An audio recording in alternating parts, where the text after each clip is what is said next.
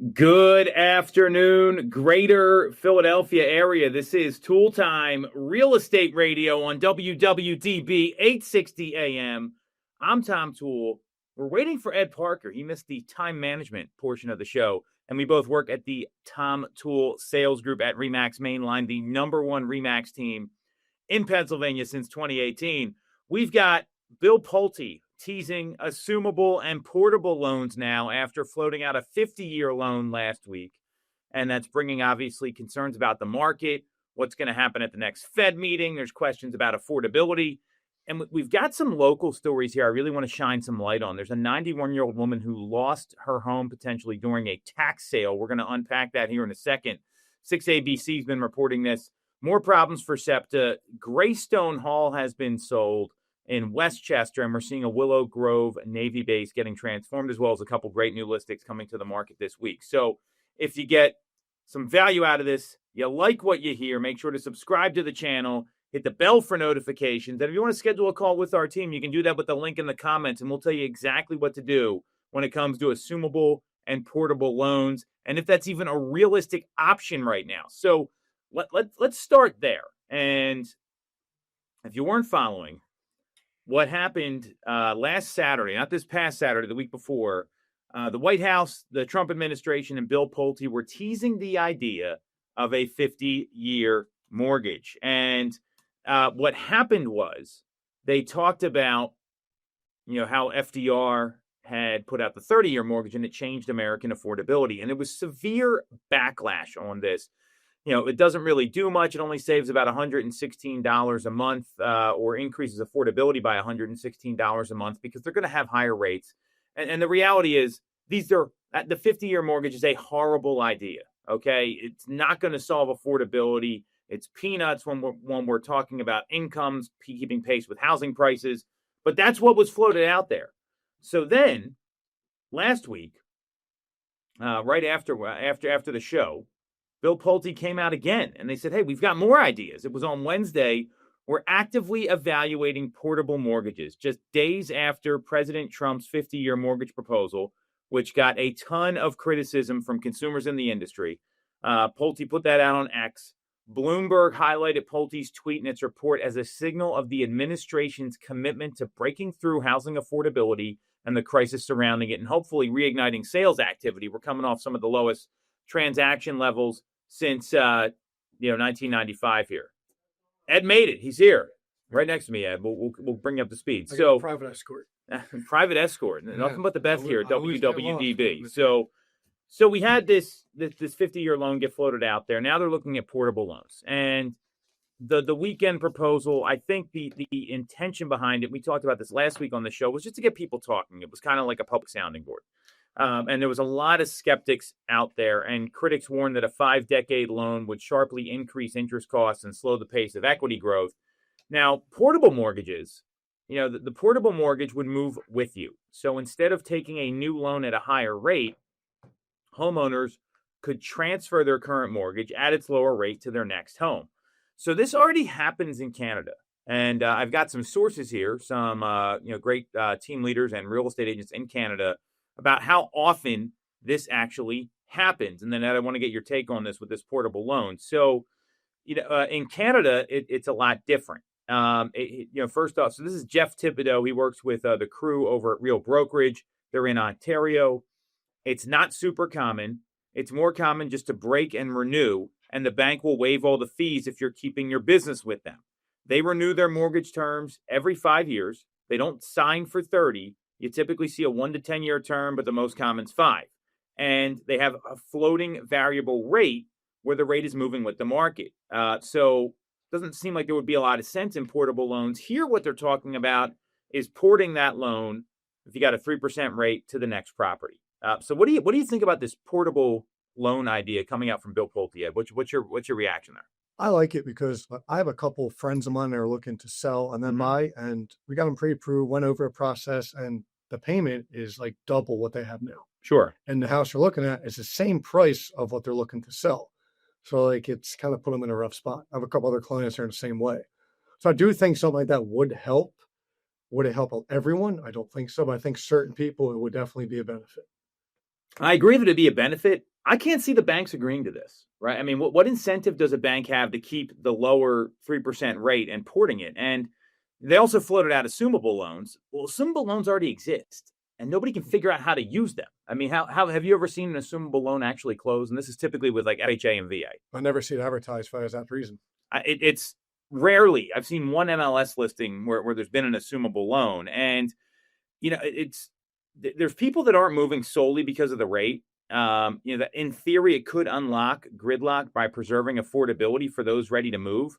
I think the bigger issue here is that that there's just not enough inventory out there, and and there's income and so much debt coming from college. I think there's fundamental problems with the system, and any new construction that does get built is super expensive. I mean, the average new construction price is like $800,000 to $1.2 million in suburban Philadelphia right now. It's funny you bring up not benefiting the bank, because I literally said that word for word. I was on the phone with someone on my way here. We were talking about how rates, how they're going to fluctuate, how they assumable mortgage.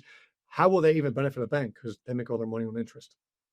So it's funny you said that. And like the 50-year would be great for banks, but that's not going to really do much to solve the affordability crisis, because at the average sale price, they're going to have inflated rates. It's going to be like a non-QM loan, like a non-qualifying mortgage for people that have bad credit.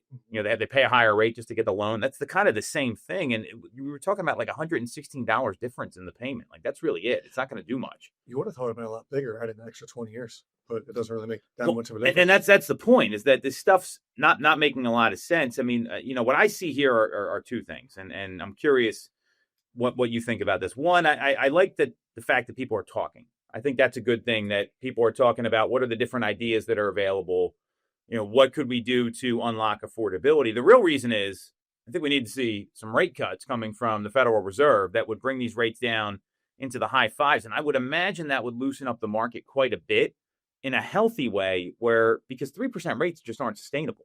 I mean, that was like a once in a lifetime thing. They've never been that low. They'll never get that low again. And it's because the government put a bunch of cash into the system to bring rates down. They went to zero on interest rates. The Fed didn't raise rates quick enough during the pandemic. I think the government kind of created all this. So I just don't know if this is really a viable solution. And assumable loans, like people can't even figure out how to use them, and they exist in the marketplace.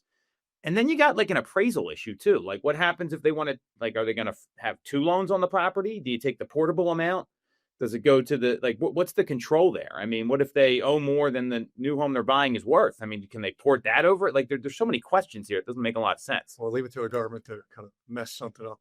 I think there's putting feelers out there to see how the public reacts and to see what people say, to see kind of like, example, some of the big brokerages, how they react to these things. So I think they want to see how everyone reacts. So far, the better reaction, I think, has been the portable. I agree. People seem a lot more happier with that. The 50-year doesn't benefit a single person with the bank. It helps someone get pre-approved, but like you said, it doesn't make that big of a difference in the payment, which you would have thought would have been more, because you're adding almost double the amount of time. When you look at the amortization schedules for the 50-year, like you're not paying any principal off for years. And one of the reasons people buy homes, if you look at there's all these charts and studies out there where they show that when you own a home, your net worth increases exponentially versus being a renter for life. It's like $500,000 more. Well, that makes a lot of that go away. So I think that's part of the problem here, is that it's just not going to work. So I'm hearing you don't like the 50-year, you like the portable idea, but again, they do that in Canada. It's not even that utilized right now. So I think it's interesting that like these programs exist and people still don't use them. Same thing with assumable loans. I think doing something like more geared towards first-time home buyers could jumpstart people who haven't bought at all and really like, oh, like maybe I really need to get out there and buy. Kind of like the first-time home buyer rate, not everyone qualifies for that. Like a PHFA loan, yeah. I think they need to make it like broaden that horizon a little bit more to get more people out there. Which there's a lot of people have never owned real estate. There's so many renters out there. You got to pull them away. So I think putting more things out there for them will really jumpstart the market. So you bring up a good point there, that the average homeowner or the average potential homeowner, I forget what the stat is here. Let me look this up. They're not really aware of what programs are out there. So when you're talking to a client, how often do they know the different financing options that exist? I mean, you're working with a lot of folks. You've sold double-digit homes for years now. When you're working with a buyer, are they that, especially a first-time buyer, do they really know what's out there, or are they a little clueless? None. I was talking to a first-time home buyer last week. I brought up seller's assist. I love bringing out the people. I think it's a huge tool not everyone utilizes. Mm-hmm. She had no idea what that was. So I went over it with her, broke it down, and it kind of gauged her interest and got her out there. I think it's a huge tool because it saves money in your pocket and you buy the rate down. There's so many things you could do to save money with a seller's assist versus lowering the price. Mm-hmm. I think that the interesting thing about that is, I know, you're seeing a lot more people get seller's assist in their transactions because the way the market's gone this year. We're seeing inventories up roughly 15% year over year. Obviously, you can go local here, but that's in the greater Philadelphia area. You're also seeing that days on market's risen a little bit.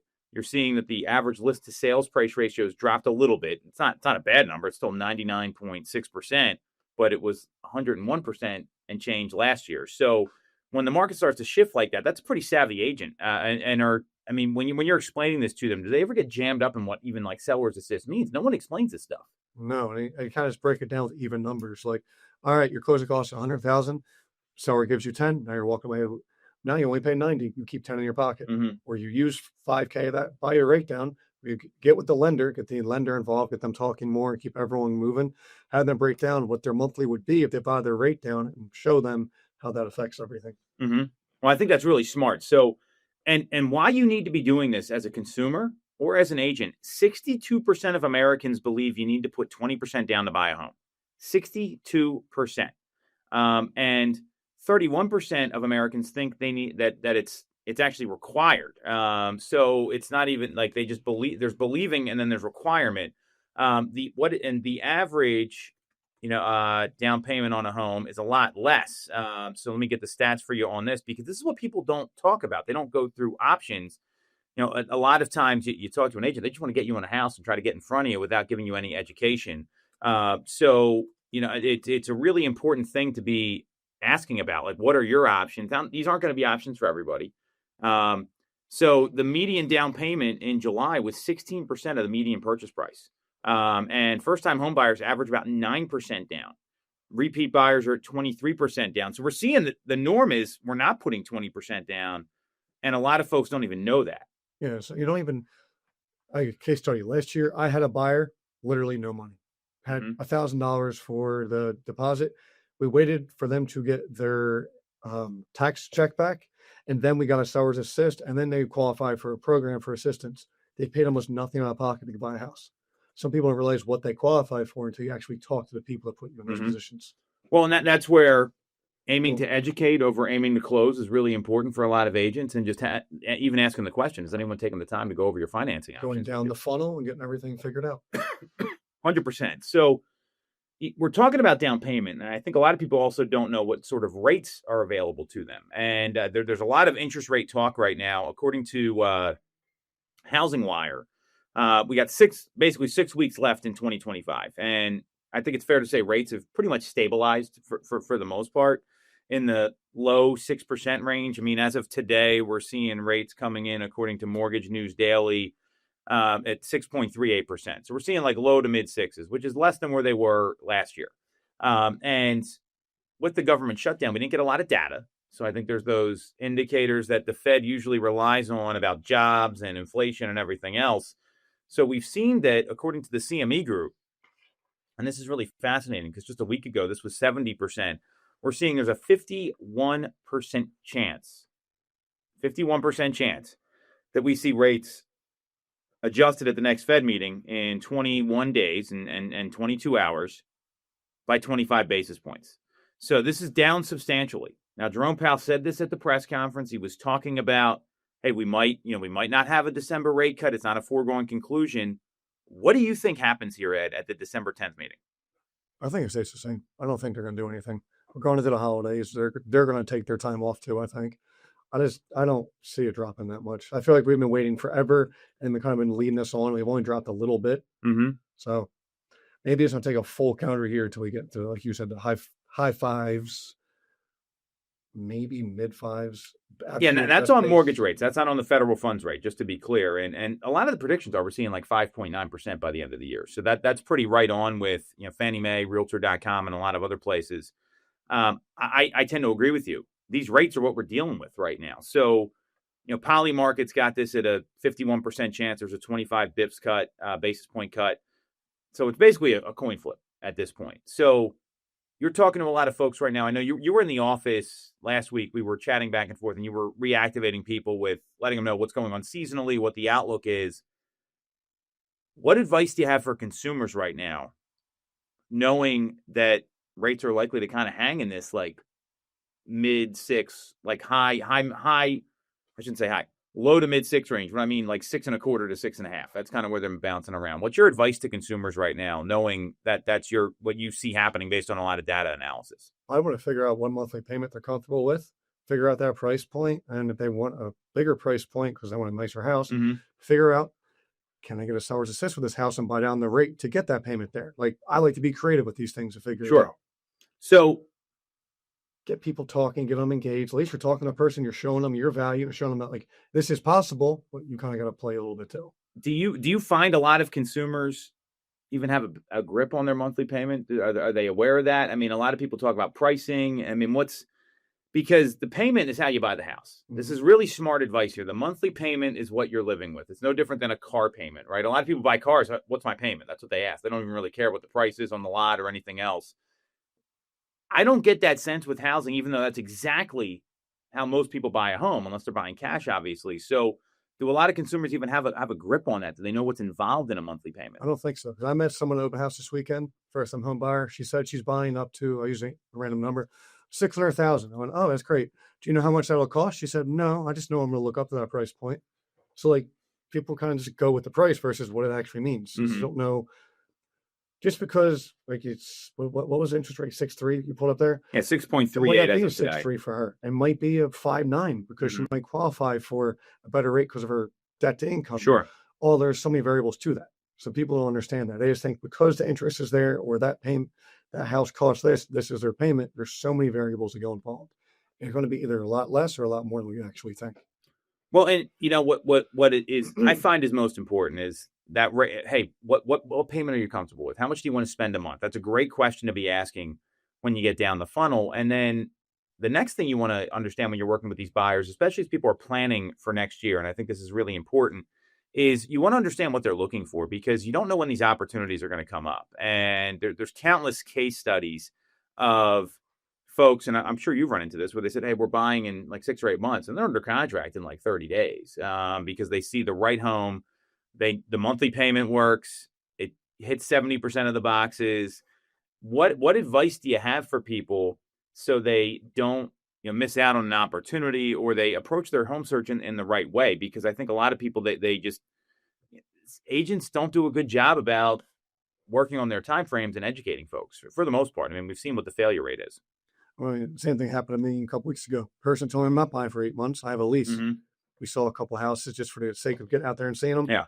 We wrote an offer, got him a seller assist, got under contract, got his rate down, and he's breaking his lease because he came across the right opportunity.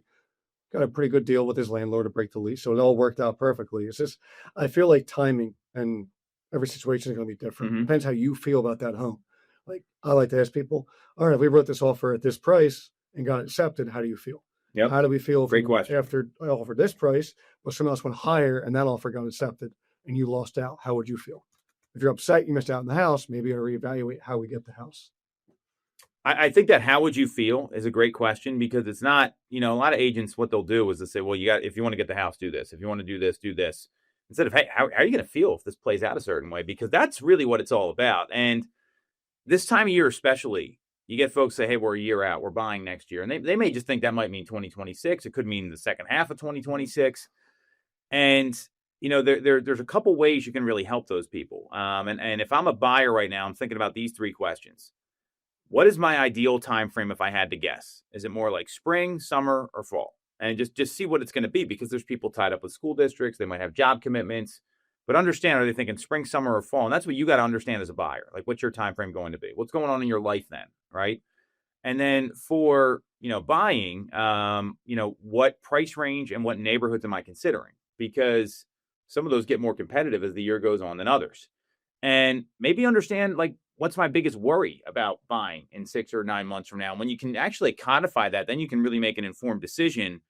If someone shared all that with you, would you be able to help them a lot more effectively if they were able to answer those 3 questions? Of course. Because then you can kind of game plan things. They tell me, yeah, we really want to move by the end of the summer.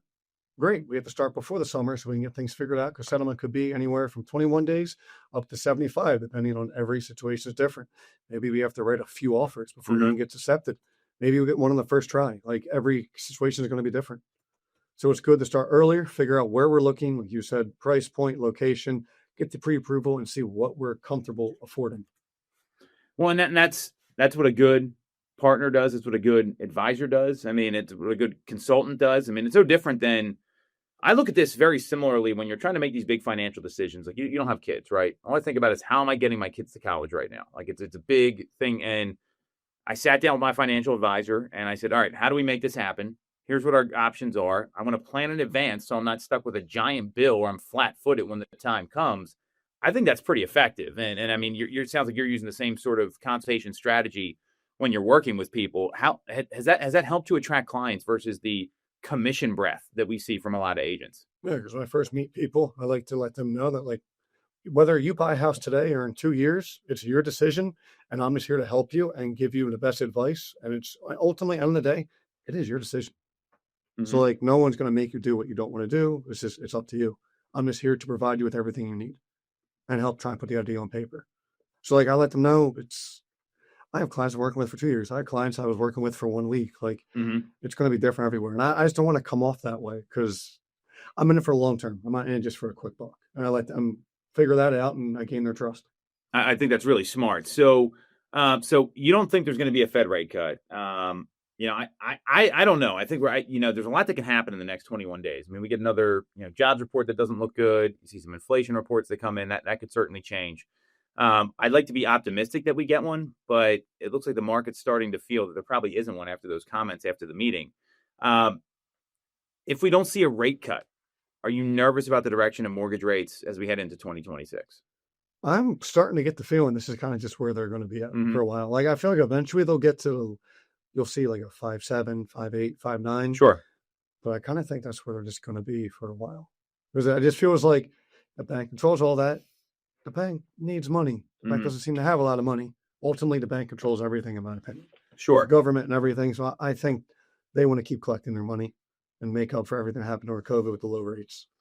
I mean, these are very historically normal rates. So I don't know. I mean, COVID was a once in a lifetime thing, and you kind of came in on the tail end of that. And I mean, the market was drastic. Like, this market's pretty normal right now. If you look at inventory, it's just about to cross 2019 levels, which to me is a good thing for everybody, because that's a normal market where you can negotiate a little bit. The best homes still are going to sell pretty quickly. You can get a fair price on a house. That's all very healthy for the market, and I'm very pro inventory. And when you look at what's going to happen next year, I tend to agree with you. This is kind of the market that we're in. And that's for the folks that are thinking about making a decision. This goes for sellers and buyers, right? So, because most sellers got to go buy a home, I'd start to prepare now. So even if you're saying, hey, I'm thinking about getting started in the spring, that's not that far away. You look at, I'm a big believer in like the 90-day plan. Like, if it's 90 days out from when you want to like be under contract or make a decision, I'd start planning now and make sure your credit's okay. There's nothing like funny on there, like a weird like bill, like you didn't pay Comcast or something. I'd make sure your money's set aside. Maybe you need to file some tax returns at the end of the year. I mean, you just bought a home. I mean, this is all stuff that happens, and you want to get filed right away so you're ready in the beginning of the year. Have those conversations now, because the more prepared you are, the better off you're going to be. And say all that, and ultimately, talk to a lender, because as much as I would love for you to have this rate or this pre-approval, it's not up to me. You got to talk to the lender. So, like, just because you're getting pre-approved today or you talk to a lender doesn't mean you're buying tomorrow. Mm-hmm. You can buy in a year. This is getting conversational lender, figure out if you can get pre-approved. This is where we're at, so we can look at these houses. If you can't get approved, like you said, do I owe this? Mm-hmm. Do I owe that? So we're preparing. So you can get something figured out in 30 to 90 days pretty easily. Well, and to your point, I mean, you got to ask yourself, how am I going to feel if a home comes up where I exactly want to be and I'm not ready? And that's what you need. You said, how do you feel? How are you going to feel if you're not ready? And for home sellers, how are you going to feel if you enter the market a little late and you're trying to chase the market down? Because it takes a good 3, 4, 5 months to get a home ready for the market, right? I mean, sometimes you just got to move out and then clean the whole thing if it's going to be vacant. But if you're living there, it takes some time to get these places ready. So I would start planning now so you can get on the market a little sooner. I mean, there's a lot of data out there. We just went through this last week at our List to Last coaching training, where you look at what happens in January and February, and the numbers jump up with active listings in March, like clockwork, every single year. So if you're trying to beat the market, you may want to think about, hey, could I get on the market like mid-February? Obviously it's like snowstorms and things like that can happen. That's the conversation you want to be having. What do I need to do to be ready? And what's my ideal time frame? And then come up with a plan to hit that. That's what this time of year is all about, in my view, for any consumer. No, I agree. Right now, it's kind of getting ready for next year. And the rates are going to be the rates. If the right home comes up, is the rate going to determine if you buy it? That's really the question you got to ask yourself. If someone needs a bigger home, they're going to need to buy. Mm-hmm. Someone needs a smaller home, they're going to need to sell. Someone's going to have to buy. Well, if it's on the right street and it's like the corner of the building that you want, or it's got the right direction where you get the most sun, like these are things you can't control. So you want to be ready when those opportunities come up. I think that's the best advice for anybody here. I think this upcoming year and maybe a little further, it's better. It's kind of nice to get with your clients, get creative. I would say try and get a seller system as much as you can to buy the rate down for your client, give them a better payment. Look for houses that have been on the market 7 days. They might not be as nice as the one that's sold the same day. These are still great homes. Maybe they just need a little bit of paint. Maybe someone didn't like the yellow they put in the bathroom. Yep. So there's little things you can take advantage of. Could not agree more. Well said, Ed. So we're going to take a quick break. We're going to come back. There's a 91-year-old woman who lost her home to a tax sale. We're going to talk about this. There's a lot of interesting stuff there to unpack. More problems for SEPTA. Greystone Hall has been sold, and the Willow Grove Navy base is getting transformed. We'll explain what that all means for the greater Philadelphia area next on Toole Time, Real Estate Radio on WWDB 860 AM. All right. Welcome back to Toole Time, Real Estate Radio on WWDB 860 AM.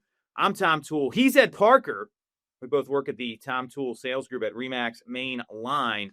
And Ed, how can people follow you out of curiosity? Where's the best place to go? You can follow me on Instagram. It is, Eddie_Parker31. All right. I'm glad. And IE, no Y, EDDIE_Parker31 on Instagram. And we're going to be talking about a 91-year-old woman who lost her house to a tax sale. I really want to highlight this here because this has actually happened to clients I've worked with in the past.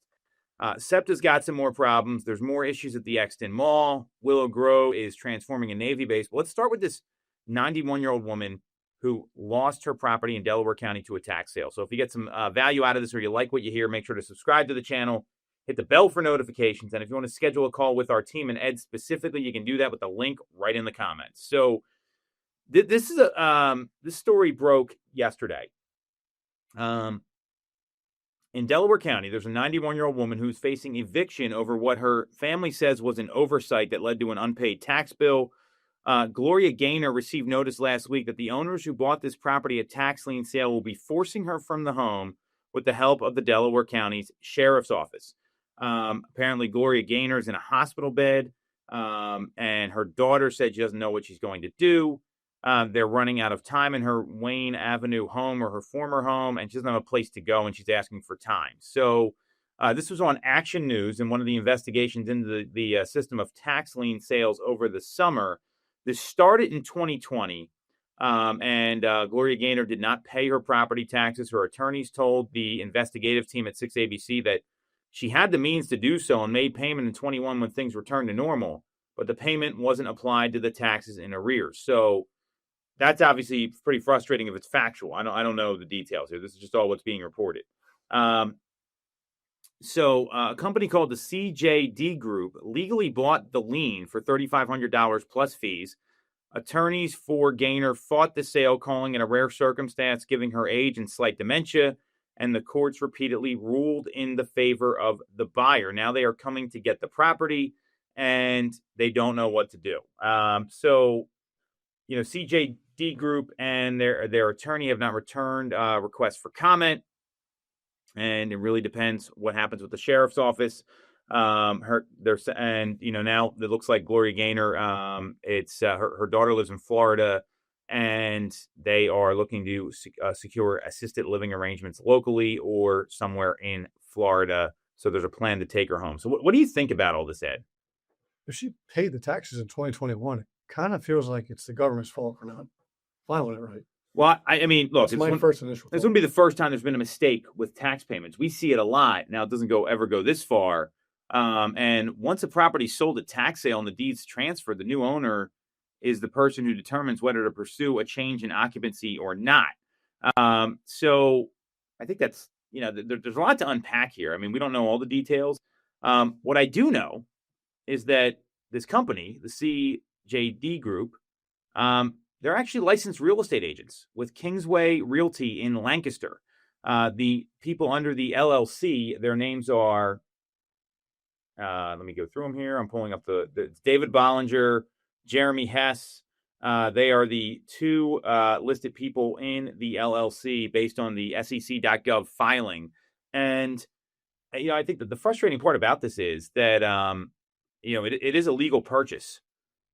It's also the question of what's the right thing to do here. And I think that's kind of separate. And if these people at CJD, they work at Kingsway Realty, they're in fact members of NAR, the National Association of Realtors, I'm wondering if there's some code of ethics violations here, because it looks like this is basically like a wholesale purchase. I mean, you deal with a lot of investors. Do you see a lot of this stuff, or what's your take on this? Yeah, I've had a lot of listings that have been listed by wholesalers. Mm-hmm. So it's kind of confusing to me how they're even able to get it, because I feel like the house is worth more than they're selling it for. I don't know how they did a great job of convincing the seller to sell. So I give them credit. At the same time, it doesn't really help anyone. Well, and the issues. The wholesaling, there's a couple kinds, right? They bought this at tax sale, different situation. I don't want to say anything illegal happened here, because as far as I can tell, it didn't. Wholesaling to me is a slimy business. I mean, and wholesalers typically aren't licensed real estate agents because they're held to a different standard. You're basically telling someone, hey, sell to me for under market value. And what wholesalers typically do is they try to take the homeowner's equity and make it their profit. Is that fair to say? Yeah. So I see this story happen, and I get nervous for people that get approached by these kind of folks. I think this is you hear this happen all the time. People, do you ever get the investor call? I'm looking for something off market or not on the MLS? All the time. What's the reasoning behind it? You work with some great investors that don't do that. What's your observation with the reasoning behind that?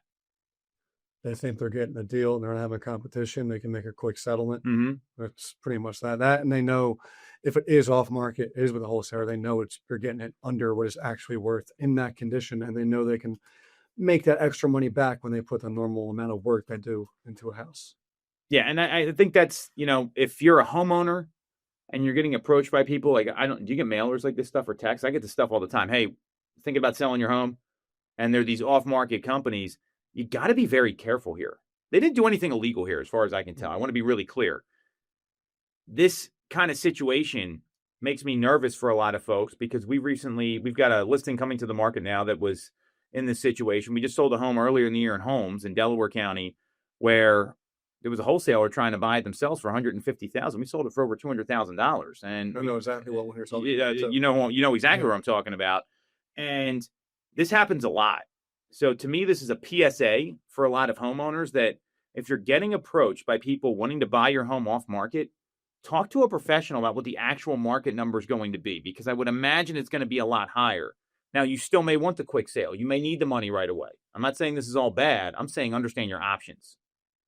What do you think about this? Even if they need the quick sale or the money right away, you can still get that by listing it. Because technically, we could list it very quickly. We could probably get you more money for it. Mm-hmm. Everything's negotiable. We can talk, figure things out. It's amazing to me how they make it work. It really does. Because I hate this estimate. I hate all the estimates realtor, all them have.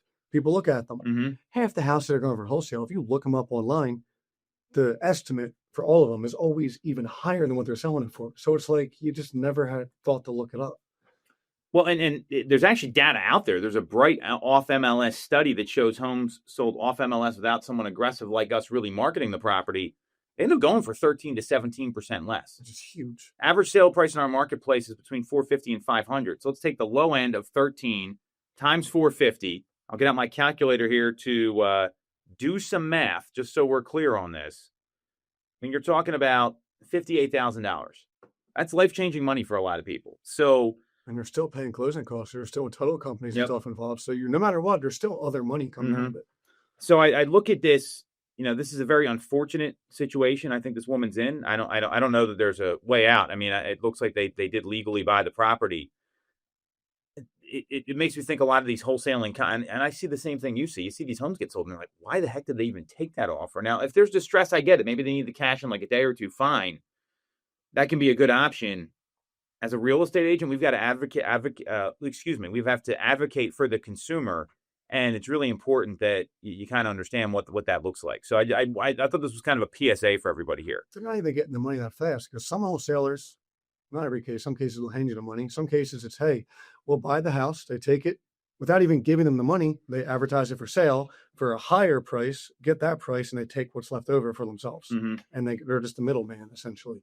And that's what's sad to see, this kind of stuff happen. And now I also would say you got to keep track of your bills. I mean, not paying your tax bill is not paying your tax bill. There's some culpability here for the homeowner as well. I forgot. Doesn't usually cut it in the real world. I'm curious how many warnings and notices she was given since 2020. Mm-hmm. It's about to be in 2026. Yeah, I don't know. I mean, that's what we don't know, but that's a long time. So just be careful when you get approached by these people. I think is the most important thing for all our listeners here. It can get very. It's not a good business model. It's no different than like a reverse mortgage. It's a little predatory. Because I had a client stop paying mortgage completely for like a year, 2 years. We got under contract with someone finally. It went into foreclosure as we were under contract. Mm-hmm. So we had to get all that sorted out before settlement. So, yep. I mean, some people just don't pay and those things happen. Yeah, it does. I mean, I had a home on the market where the son forgot to pay the taxes and it got sold to tax sale and we had to take the listing off the market. And the same thing happened. So it's very unfortunate when that goes on and there was nothing we could do about it. And now that's, I was also in touch with the homeowner. I'm like, how did you guys miss that? There's a lot of questions I had that didn't get answered. I have a feeling they might have known this. We're trying to hurry. Maybe. You don't know. I'm not gonna make any judgment here. This is all, but you got to be careful with these private sales. That's my point. I think a lot of people give real estate agents a bad advice, not bad advice, a bad rap. A real estate agent could have probably helped this woman a lot. Because even with a good agent, even with the quick sale, the title still has to clear. You still go 100%. Through all that. So the only step you skipped was talking to a realtor, mm-hmm. in my opinion. And if you get the thing on the market, the best way to get the best price is to get the most buyers involved. That's documented and proven. So the wholesaler is still going to be there. If you live with someone else, you could go back to them the last resort. I could not agree with you more, Ed. So SEPTA's in some trouble here. How often do you ride SEPTA? Not since probably when I was in college. So I'll take it in the city every once in a while, I think. But there's a lot of people that rely on SEPTA to get to work, to school, all over the place. Now, we also live in the suburbs, so it's a little different. Well, guess what? After the SEPTA shutdown rumors, now SEPTA transit workers, their union has voted to authorize a strike amid regional rail disruptions. I can't believe this is happening right now. Now, they have many unions within SEPTA. So the largest union authorized a strike on Sunday, presenting the possibility of shutdowns with city buses, subways, and trolleys, on top of the ongoing regional rail disruptions. Transport Workers Union Local 234 have 4,000 members. They can walk off the job if negotiations with SEPTA management break down, but there's been no date set yet. What is the problem with funding in SEPTA right now? This should not be getting disrupted. We're talking about 2 potential major disruptions in 90 days in the 6th largest city in the country. I mean, what's your observation on this? Another government issue. We just had a strike with trash workers too, which was ridiculous. I mean, there was like dumpster fires all over the place. 2 strikes with major unions in the same year, same calendar year. And so the union is seeking a 2-year deal, which coincides with the 2-year funding agreement that SEPTA and the state government reached to ease the budget shortfalls. They last went on strike in 2016, 9 years ago. It lasted 6 days. And the union came close to a work stoppage last year, but did not. And they planned on, striking with a couple other unions that were involved. And there's also like extended regional rail cancellations on the Chestnut Hill West and Fox Chase lines. And SEPTA met Friday's federally mandated date to inspect all these cars. I mean, it's one thing after another with SEPTA here. I don't understand how a major city can let this happen. I mean, do you think? I mean, is this going to end badly for SEPTA? I have a feeling there's going to be a strike, and it's going to get bad, and someone's going to have to cave in. But it's always the government comes into play with everything every time there's an issue. It's always the government. And we pay so much in taxes. Why can't they get a raise? Like everything. There is a fair increase that's in place. I mean, I just don't understand how they're having all these issues. Like you need someone better running this. Like this affects a whole lot of people's lives. Well, at the same time, you know, kind of like with lawyers, they could push you to go in and try and get more because they're going to make more out of it. It's very unfortunate. Yeah. So I would just keep a close eye on this if you rely on regional transportation. Last thing I'm going to talk about here, we can kind of get to some of this other stuff next week, is the Willow Grove Navy base. So this is something positive that I have been calling for a while in the greater Philadelphia area. And it has to do with zoning, because our zoning right now is very restrictive to build properties and build things that actually are going to be useful. Now, this isn't going to be residential, but the former Willow Grove Navy base transformation, this is according to the Bucks County Courier-Times, the town council in Horsham Township approved a comprehensive zoning amendment that aligns the 862-acre property with a master plan endorsed in 2012. It took 13 years to get this done.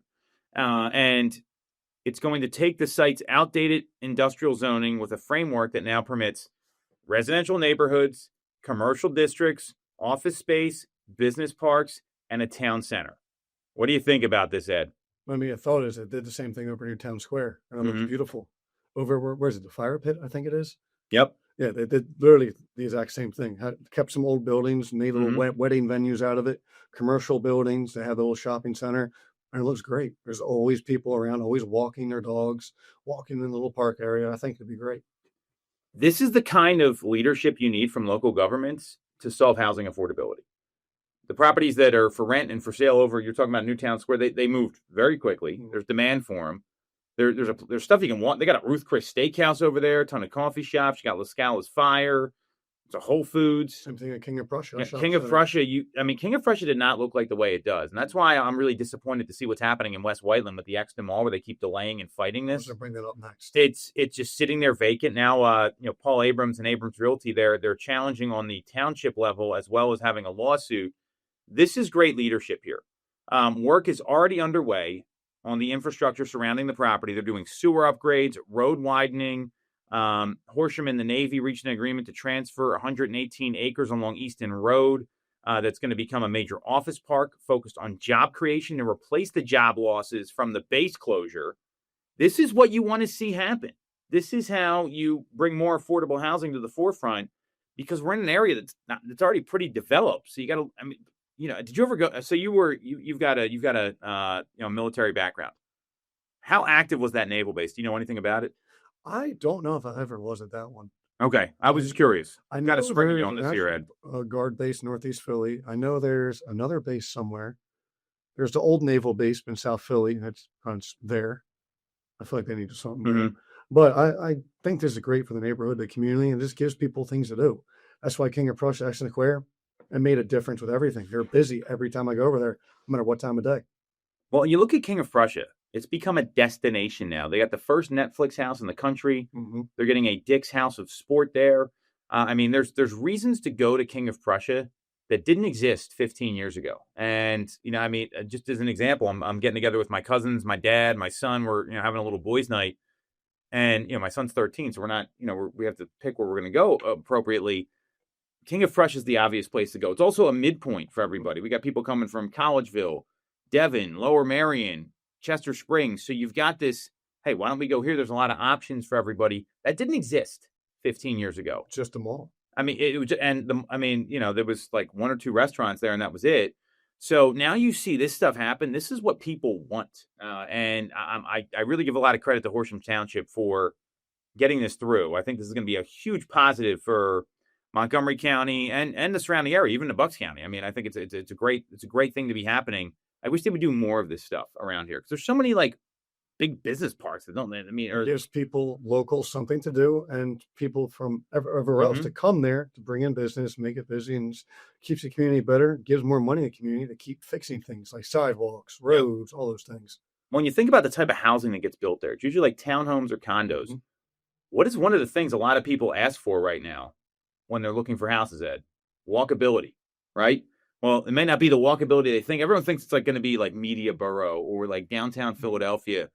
This is walkable. King of Prussia is walkable now. Like you can go. It doesn't mean you're going all over the place and walking everywhere, but there's walkable amenities to go to, and that's a big deal for a lot of people. I mean, I think that's really important. I mean, how often do you hear that when you're talking to a buyer?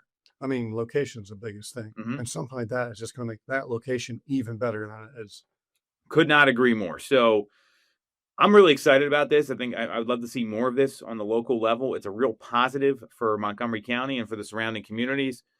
So we got a couple new listings launching this week. How familiar are you with these places, Ed? We got two of them. We got one on Schoolhouse in East Coventry, 448 Schoolhouse, another one at 23 Carlson in Downingtown. You want me to just run through them real quick? Yeah. You've got some open houses this weekend, too, so we'll talk about those. So 448 Schoolhouse Lane in East Coventry Township. Showings are going to start on Saturday. And there's an open house Saturday from 11 to 1 as well. This is an incredible property. It's got a great piece of land, single-family ranch home. It's 3 beds, 1 bath, has a finished basement. You've got public sewer here. That may not seem like a big deal. If you're in Pottstown, you got public sewer, that's a big deal. Very flat land, big detached garage, $350,000 is the asking price. Incredible home. The other property is 23 Carlson in Downingtown. So this was supposed to hit the market last week, got delayed a little bit. They're asking, what's the asking price on this here? I'm pulling it up. I had it written down, and then my $325. Yeah. Where are you getting a single family home in Downingtown for $325,000? You're not. Exactly. I was talking about before. But get something maybe might need a little bit of work, but at a better price and make it your own. I mean, I did that with my place. Well, I think that's a smart move for a lot of people, especially because it's going to give you opportunities to, maybe build some equity. You can make it the way you want. This is right by the Route 30 bypass and 322. You're right on the edge of like Thorndale and Downingtown. This is an incredible opportunity, and that's by appointment only. So if you want to see this home, just click on the link in the comments here, and we can get you in. And Ed, you're hosting an open house this weekend over in King of Prussia, the town center. We were just talking about this. Literally, yeah. I go over there because I go to the 2 different gyms up in King of Prussia. So I drive past there all the time. The Children's Hospital is there. The Wegmans is there. Wegmans was a great investment to put there. Yep. That place is packed from open to close. So this is 1211 Reed Alley. It's going to be open Saturday, 12 to 2, and Sunday, 12 to 2. Asking price is $625,000 in King of Prussia. This is one of the new town center townhomes. It's got 3 beds, beautifully finished basement, really nice upgrades. $625,000 is the asking price. It's one of the lowest numbers that they've seen in that neighborhood. Go on Sunday so you can see Ed. It's from 12 to 2. That's when we want you coming through. Ed, got anything else to add here? I think we covered it all. We said it all today. No, there was a lot covered today. All right. So you want to follow Ed. He's at Eddie, EDDIE _Parker 31 on Instagram. You can follow me at Tom Toole 3RD. And we'll be back next week on Toole Time Real Estate Radio on WWDB 860 AM.